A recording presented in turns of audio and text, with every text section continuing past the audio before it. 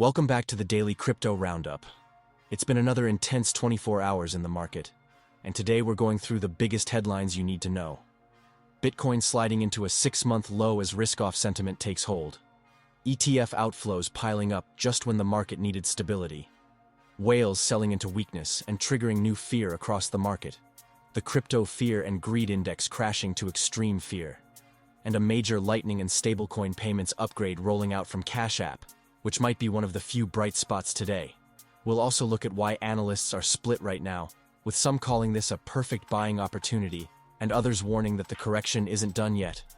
And after that, we'll finish with a full breakdown of how the week has gone and what to expect as we move into a new one.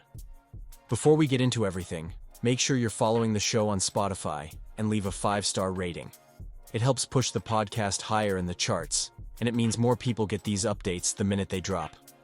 Let's get into the top 10 coins as they stand right now, starting with Bitcoin sitting at $95,999.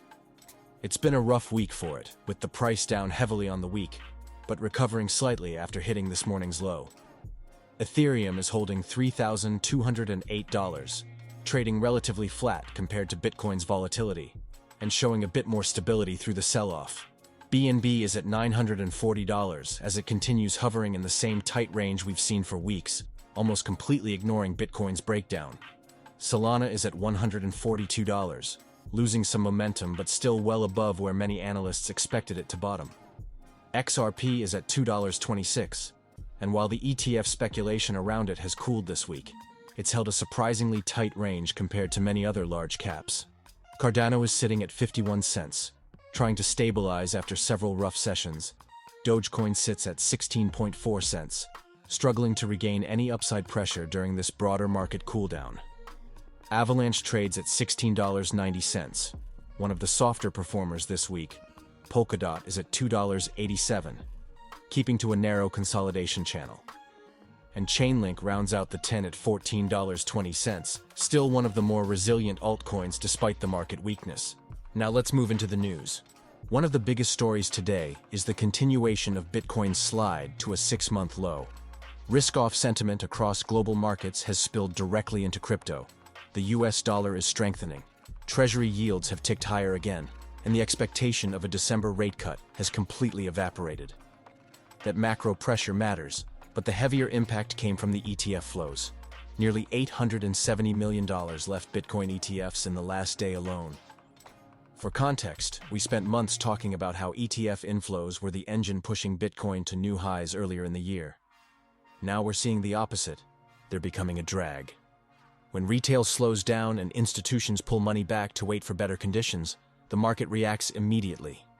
At the same time, whales have been selling aggressively into this weakness. Tracking platforms across the board, including MarketWatch and several on-chain analysts, have confirmed that wallets holding large amounts of Bitcoin have been offloading into the dips. That behavior creates a self-reinforcing cycle. Whales sell, price drops, leveraged longs get liquidated, price drops further, and then more whales sell because the momentum has shifted. It's exactly the opposite of what we saw during the run-up to 120,000. And the concern here is that we don't yet know where the bottom of this feedback loop is. Several analysts today have said this still looks like a correction, not a collapse, but a correction that hasn't finished playing out. And all of this ties into another major story today. The crypto fear and greed index hitting 10, which is extreme fear and the lowest reading in 9 months. That's the level we tend to see when retail is exhausted, sentiment collapses, and markets are operating on pure reaction rather than logic. Interestingly though, extreme fear readings have usually lined up with some of the best long-term accumulation zones. Analysts at CoinDesk and several independent researchers today pointed out that every time we've hit these single-digit or low double-digit fear levels, those who bought and held for 6 months or longer ended up coming out significantly ahead. It doesn't guarantee anything, but historically, this is the kind of sentiment environment that precedes a recovery phase. Not immediately, but usually within weeks. Just before we continue, we're going to take a quick break for today's sponsor. We'll be back in just a moment. Avoiding your unfinished home projects because you're not sure where to start? Thumbtack knows homes, so you don't have to. Don't know the difference between matte paint finish and satin? Or what that clunking sound from your dryer is? With Thumbtack, you don't have to be a home pro. You just have to hire one. You can hire top-rated pros, see price estimates, and read reviews all on the app. Download Thumbtack today. What can 160 years of experience teach you about the future? When it comes to protecting what matters, Pacific Life provides life insurance, retirement income, and employee benefits for people and businesses building a more confident tomorrow. Strategies rooted in strength and backed by experience. Ask a financial professional how Pacific Life can help you today. Pacific Life Insurance Company, Omaha, Nebraska, and in New York. Pacific Life and Annuity, Phoenix, Arizona. Right. Let's get into one of the few pieces of positive news today. Cash App, rolling out full Lightning Network support and stablecoin payments to millions of users. This is a big step forward for everyday crypto adoption. Jack Dorsey's team announced the update earlier this morning, and what stands out is the scale. Cash App has an enormous user base, and giving them instant Lightning transactions and stablecoin rails opens crypto to people who don't even think of themselves as crypto users. Analysts are saying this could quietly be one of the most important upgrades of the year, even though it's coming during a market downturn. When you look at long-term adoption curves, upgrades like this matter more than weekly price movement. It's the invisible infrastructure that pushes crypto from a specialist asset into something regular users interact with without even realizing it. Another key story today is XRP's renewed narrative momentum. After comments from SEC Commissioner Paul Atkins suggested the US may be heading toward a broader overhaul of digital asset rules, including tokenization frameworks and new ETF paths. And while this shouldn't be mistaken for a guarantee of an XRP ETF, it does bring regulatory clarity closer. The reaction in XRP's price wasn't explosive, but the sentiment shift was very real. Tokenization continues to be one of the strongest long-term themes in crypto, and XRP remains one of the networks best positioned to benefit from that. Analysts today made it clear that while an ETF isn't imminent, the conversation is finally moving in the direction Ripple has been pushing for years. Now let's talk about the other big debate dominating the weekend. Is this a crash, or is this a buying opportunity? It depends on which analysts you listen to, and today, the divide could not be clearer.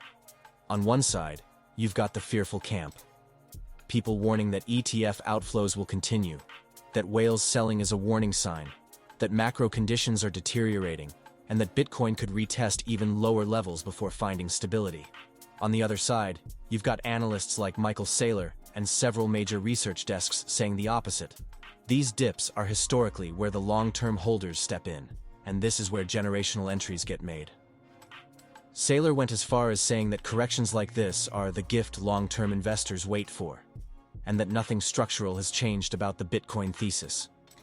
It's the same division we see at every major turning point in crypto cycles. Fear on one side, conviction on the other. And both sides have valid arguments. Before we wrap up, let's talk about how the week has gone overall, because it's been one of the most dramatic in months. We began the week with Bitcoin fighting to hold $100,000, and we're ending it with Bitcoin barely clinging to 96,000. ETF sentiment has shifted from overwhelmingly positive to cautious.